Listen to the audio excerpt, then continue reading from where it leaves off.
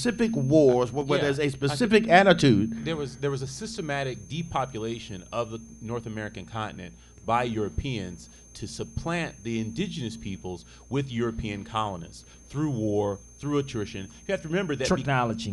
Because of the fact that the native population practiced reproduction practices of having kids once every 7 years. The Europeans could just come over and out reproduce people. They had the native populations had a sustainable birth rate, that you produced enough people to be able to sustain your population, but also to be able to live off the land. Well, right? but being a hunter-gatherer society. So they had a stable social structure that prevented them from having wars of aggression. Right? Lacrosse was created in order to fight a war. If you had a dispute with your neighboring town over water rights, over hunting lands, you played a game of lacrosse. And the winner of that game was the one who won the dispute. So you didn't kill off populations. And that was characteristically African. You didn't have these major wars, actually. And when you look at what occurred with Columbus and some of the succeeding conquistadors, I guess. Right. They discovered that they were bringing in a kind of biological agent into that environment, and they really discovered. They really discovered chemical biological warfare right away, and I guess that they reintroduced it consciously. Yeah. Fully aware, because they knew it was documented what happened in the Caribbean, and they bought this chemical warfare. They bought blankets, biological warfare, specifically to wipe out the population. But you were about to say. But okay, now let me show you something. We talk about the past. Let's talk about right now the same thing that they're doing. If I've been in Detroit, we have a church on every corner with a liquor store in every corner. Over 4,000 churches in this city. McDonald's in every corner. Most people even looking at this going to go to McDonald's later on the day, or Burger Death or McDeath.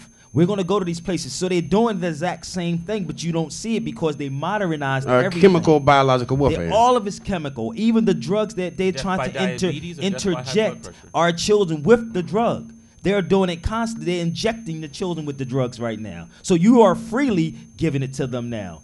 See what I'm saying? It's not like they're sneaking doing it. You're walking it to them because why? You're uneducated on it. Well, with all these NBCs and CBSs that we have, claiming to have, we're walking our children directly into genocide constantly. This is what happened back then, but we were fighting back then. Today we don't even fight. We're trying to go along and get along. That's what we do today. Good morning, caller. You're on the air. Hey, Brother Richard and gentlemen, good morning. Dr. Flippin, how are you, sir? Good. I wanted to get in on the latter part of the conversation. I'm just enjoying what the brothers are saying right now, so if it's okay, I'd like to just kind of hold for the later part of the conversations. But I wanted to say just briefly that what the brothers are saying is the very reason that a convention is needed, because the second principle of Kwanzaa is kuji chagalia, self-definition.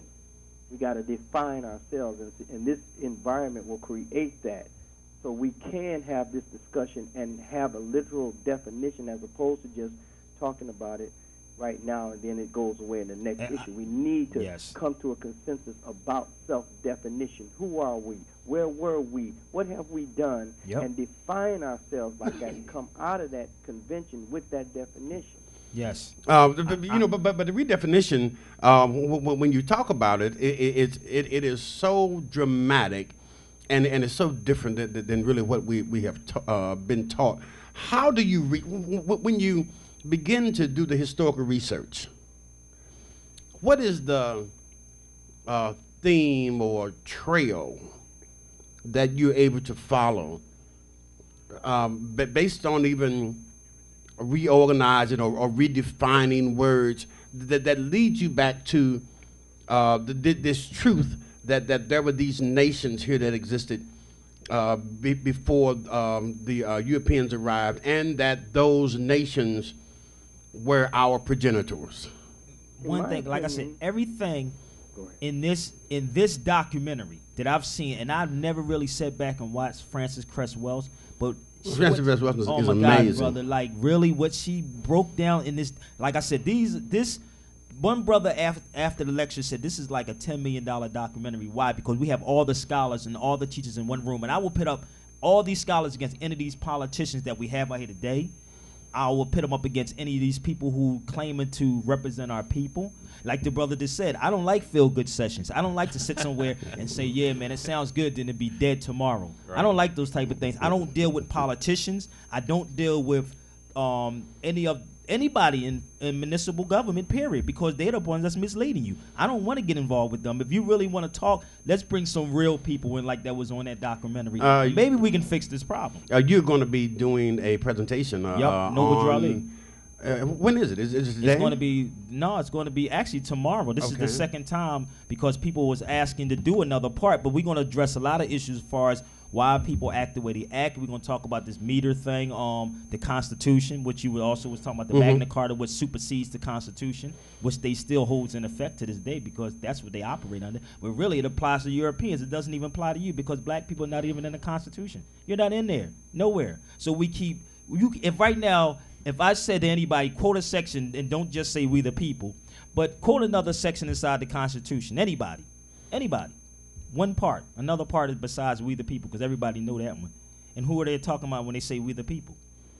So when Africans were considered property and not people, they still property today. And when you read the 14th Amendment, you read certain terminology when in the 14th Amendment, this is all persons born. But they're saying that that the 14th Amendment is really what gave whites citizenship. See, they can never, listen, first and foremost, they can never take property from anybody without compensating them. In the Constitution, it talks about two types of property. And one, it says compensation, it says no property can be taken without compensation. There's another part that says, property can be taken. So you had two types of due processes inside there. So they can never take a property from somebody without compensating that individual. They would never do that.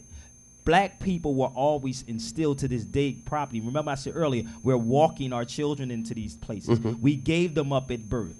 We did all these things. We're not forcibly forcing our children and our people into these ovens. We are doing it voluntarily and even unconscious. Yes, unconsciously, because like I said, in the documentary, Umar Johnson's a psychiatrist for a teacher. He said, how could you know what to fix on a car if you don't know what's wrong with the car? How could you know what to fix if you don't know what the problem is?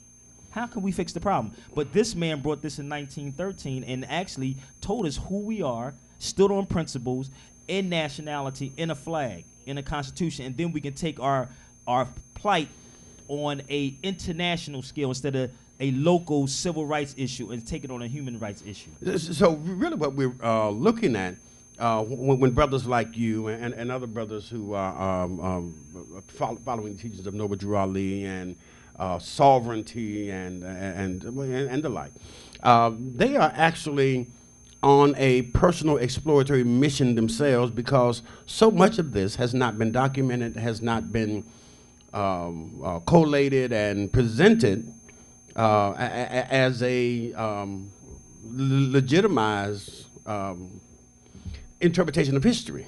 Okay, so you're kind of in this thing, developing it and discovering as you go. You know what though? All of us have it in us. Some people just choose to ignore it. Great John Henry Clark said, "People in power would never teach the powerless how to take power from them." He said to do that would be insane. So why would you go to somebody who's trying to get something from them? Makes sense. You don't talk about this man. Good morning, caller. You on the air? Good morning, Richard and your guest. Yes. I happened to wake up one night around 2 o'clock in the morning, and they had a documentary on who was here first. And they went all the way back to say that Africans migrated over here into this part of the country over 2,000 years ago. And then they interviewed some Cherokee Indians, and they went on to say, well, we're descendants of the Israelites. But when they did a DNA of them, they said, no, you're descendants of Europeans. But in the final analysis, the Europeans went on to say, well, we were here still when Columbus came. Of course, you know they're going to always insert themselves into everything. Yes, they do. But I thought it was very interesting that they did go on to say that Africans came to this part of the country over 2,000 years ago. And the proof of that is in South America. You realize that when the Europeans came over, the first thing they did was burn all of the text of the Mayans